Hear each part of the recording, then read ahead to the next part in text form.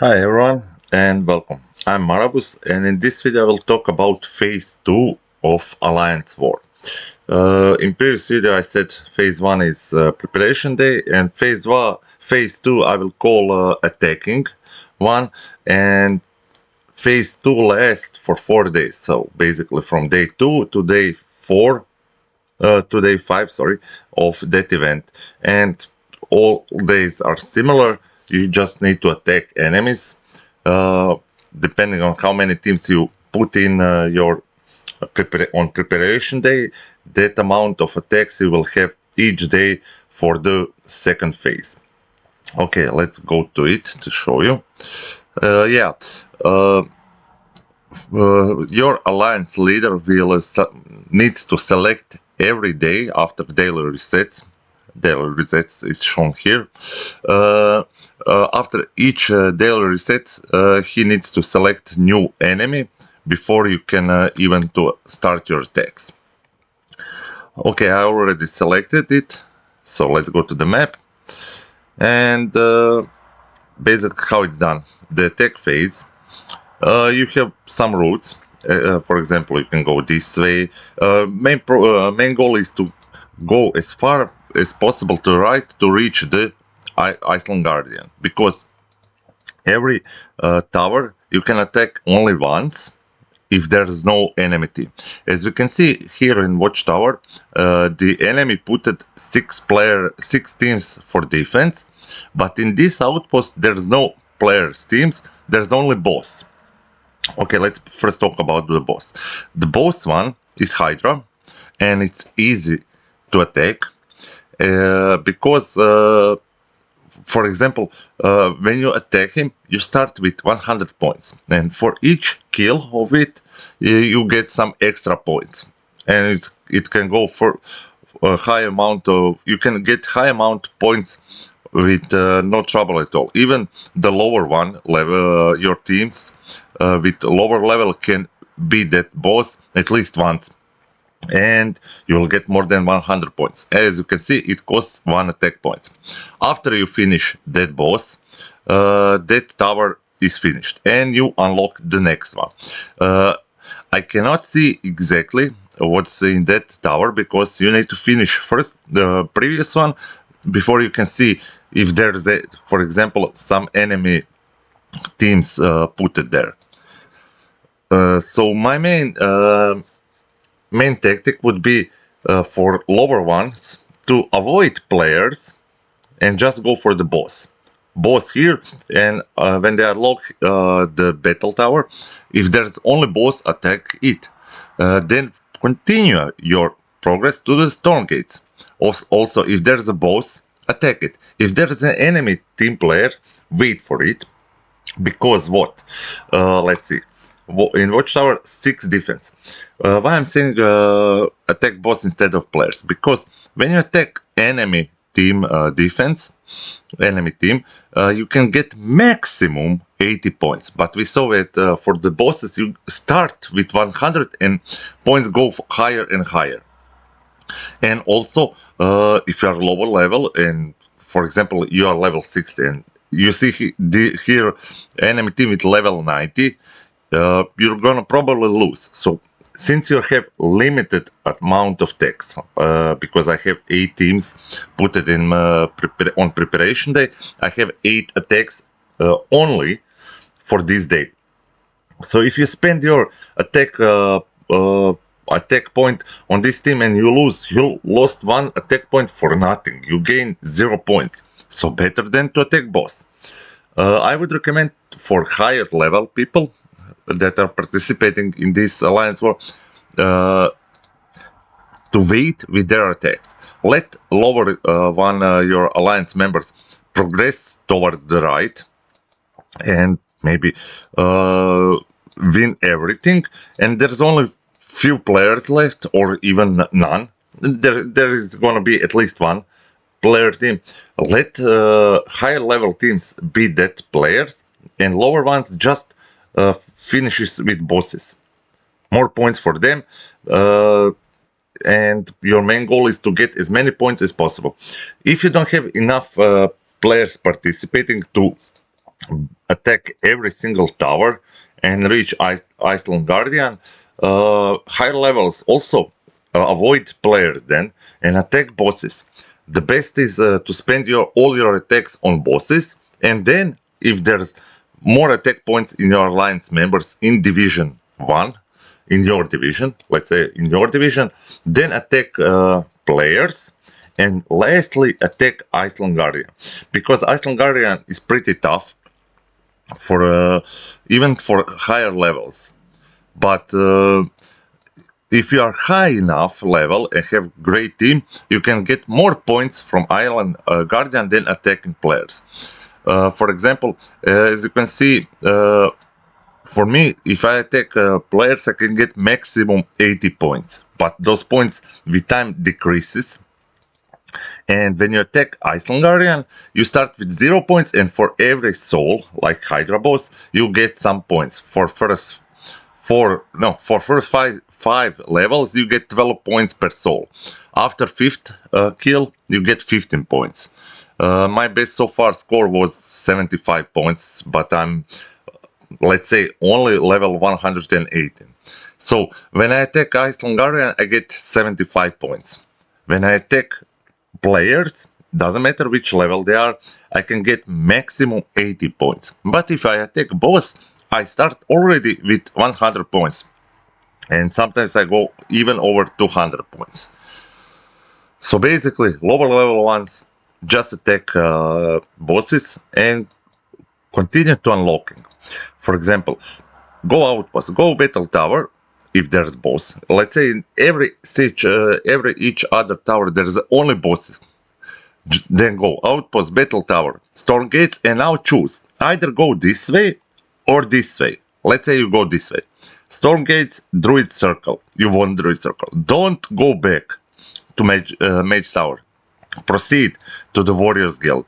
Then proceed to step of knowledge. Then either proceed to cursed or forbidden library. Doesn't matter. If there are only bosses, it doesn't matter. Okay, let's go choose this one. Then go forbidden library. After that, go treasury. After that, go shadow archway. Now again, choose temple stars, places of wind. Let's go. You go places of wind. Places of wind, sky sanctuary. Then bastion. Then alliance citadel. And if you still have more attacks, now you go back. We skipped these two and these two. And these two. Now go back for the mages. Then go for the priest. Then go for curse. Then for observatory. Then for temple of stars. Then of castle. If you still have more points, now you decide either to attack player or attack Island Guardian. I would recommend attacking player, because if you're struggling, you are lower level, you will get more points from players than from Iceland Guardian. But if you are too low level player to attack that enemy team player, then go for the Island Guardian. So basically, firstly, do all your bosses. Then, if you are low level, go for Iceland Guardian, unless the defending team is much lower team than your team. Then attack enemy team player. As you already can see, one of my alliance members is starting attacks with the boss. Yeah, why I said don't go back immediately? Because you never know how many players defending and where. So it's best to unlock as much possible towers towards the right, just to find if there is any more team players. Why? Because let's say there's a team player over here. So basically you want to get to that position as soon as possible, as fast as way to unlock it, so higher level alliance members can attack it and win it, so it would unlock new possibilities to attack. That's why you don't go back and spend your attack points. Let's say you spend one over here and then go over there. What you did? You still need one more victory to this, but you spend one attack points over there. So basically, just spend one attack here, and you unlocked the next gate. I think I said everything, and you get it, what I'm trying to say. Leave those other routes that leads toward the right side for later. Like I said, it all depends how many people are participating in your in the alliance war, how many attacks is there. But like I said, why needs to reach Island Guardian? Because everything here, bosses and team defenses, you can attack only once. After you finish the enemy player with attack, that team disappears. And you have still few more, and at the end you have also boss. So higher levels, wait for lower level ones to attack bosses, then you, if there's plenty of attack points left, you kill all the enemy teams. Don't attack boss. Again, leave that boss for lower level ones. And yeah, I'll show you just a single attack versus enemy to show you about this boost. You get these boosts by progressing towards in this bar. There's not plenty of them for a free player, but you can get one over here and two more over here. In the middle you have some green rune, blue rune, and at the end there's 25 legendary upgrades. Legendary quantum, sorry. Also, but if you buy War Pass, which is expensive for smaller rewards, you will see these boosts aren't that great, but there's some other great rewards. As you can see, there's a skin for the regular hero. There's chest for 100 legendary quantums, 50 legendary quantums, a red quality rune, red upgrade runes, and 4 boosts. Yeah, but for me it's way too expensive to give 10 bucks or even 20 bucks. Because you have only 8 attacks per day maximum. That's the maximum attack points you can have for now. In previous seasons it was, how many it was? Yeah, 5. Maximum 5, now they increased to the 8. 6 plus 2. But in store you can buy also some those boosts, but I wouldn't recommend them because they are not that great, and like I said, you are limited with your attacks. But just to show you, as you can see, this boost health regeneration, it restores 25% of allies' original health to them after every ally's death. So basically you need your hero to die to get 25% health back. About shield, 50% of the original health after every ally death. Basically all the boosts works after every ally's death. So this is for absorbing any damage equal to the 15 of their original health. This one is, what's that? Damage taken by opponents increased by 20%. So opponents gets 20% more damage for every subsequent curse. After every ally's death. Yeah, nothing specific. Nothing special, I mean. Energy restores 20% of all allies' energy after every ally's death. But if you see that, for example, I'm level 118 and this is a level 90, so there is no point for me to waste any of these points because I'm pretty sure I'm gonna win 5-0.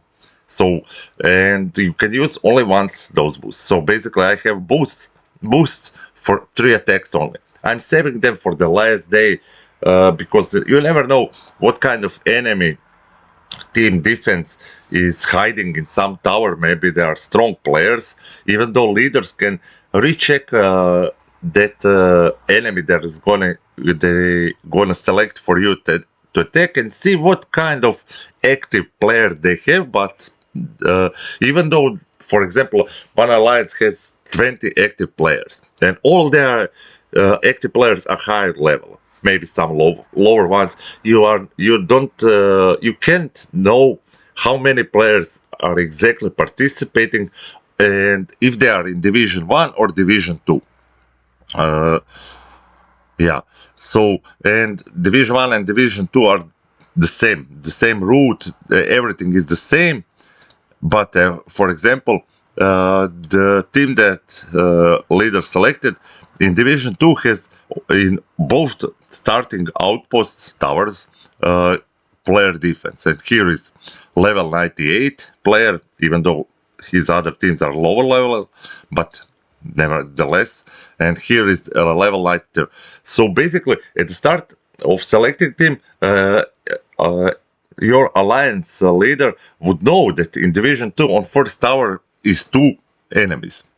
And if in Division 2 he set up low level your defense or attackers or your alliance members, if they are low level, he's pretty sure that they won't win single attack on it. But since in my alliance in Division 2 is one, let's say, inactive player that joined Alliance War and not participating, I selected this one because I knew that he won't attack. And basically, I get rid of 2, let's say, higher level players. But most of my alliance members that are active are in Division 1. As you can see, my some alliance members that are taking clear this path. This, and they are continuing towards the right. You can recheck. He attacked this boss, earned 112 points. You can see battle history. Yeah, for first time you are selecting says player. Now go back, select battle history, and you can see who attacked and how many points did they receive. Let's check the next one. Again, 112 points. Again, the same guy attacked, won, and that's it. Let's check the next. 109. You see, the points are different depending on how many souls or hydras did he kill. Okay, we covered that. Let's show you one attack. Basically, all attacks are the same as in Arena, but only difference now you can see exactly which enemy heroes you are attacking, what level they are. It's not random. So, like let's say in tournament or the Bastion. But here you go one attack by attack. You don't need to attack first one. You can attack any other ones. But I always go from top to the bottom, or let's say from what I assume is the strongest team to the weaker ones. Okay, let's attack this one. After I press attack, you put your team. This isn't my main team, but nevertheless, we'll attack with it. And as you can see, you have boosts, options 0 out of 5 selected. Those are those 3 boosts that I have. You click on it and you can select. As you can see, you can select up to 5 boosts, but I have only 3. And I said, save those boosts when you are attacking tough one, or when you're attacking boss. If your team is sometimes dying, maybe it's a good thing to add those boosts. But I'm saving them for the last day, and on the last day I'm definitely gonna use them, and not before, because I have small amount of it, so it's gonna be a waste for me. Then let's just check attack. But level 180 versus level 90, this should be simple 5-0, but as you can see, points are going down. And for this victory, I got 77 points. And you saw that my alliance member got here 112. This is why it's better to attack bosses than the player defense.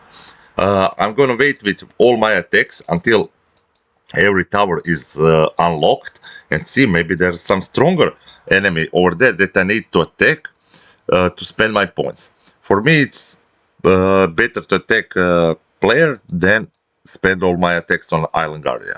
And Island Guardian, you can attack as many times as you want, as long as you have attack points.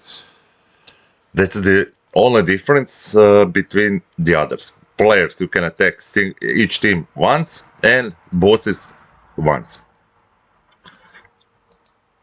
Yeah, and what there is less left to say and about your group. Yeah, there are 9 teams participating. In the results sections, you can see who attacked who on which day. phase 1. I call this phase 2, just to make difference from phase 1 of preparation day, but game calls second day, first day of the tech, phase 1. Third day of the event, second day of taking phase, they call it phase 2. So don't get confused about that. And you can see on first day of attack, who attacked who, how many points did they receive, and that's it. Second day also, and third day, which is currently active, we are attacking this guy, this alliance, and this alliance is attacking this alliance, and points to till the end of the day will increase for every alliance, because not all players are online at the same time and attacking at the same time. Also, there's total amount of points, your ranking. We are at the moment third one. Rewards aren't that great. Top 3 gets rewards, top 3 gets the trophies. As you can see, some runes, runes upgrade green ones and white ones. And for the first also, but only 7, 6, and 4, and for the third 5, 4, 4. So just little bit of difference, and that's it. That's the reward. And also to mention, when groups are formed, games check out how many people joined in alliance battle, and with that amount of numbers, and I think team strength, they generate your group. So if you are first, it doesn't mean that you will immediately progress towards the next group, next stage. This is I think bronze group, because they don't show it anywhere. Only after you finish you will know in which group you have participated.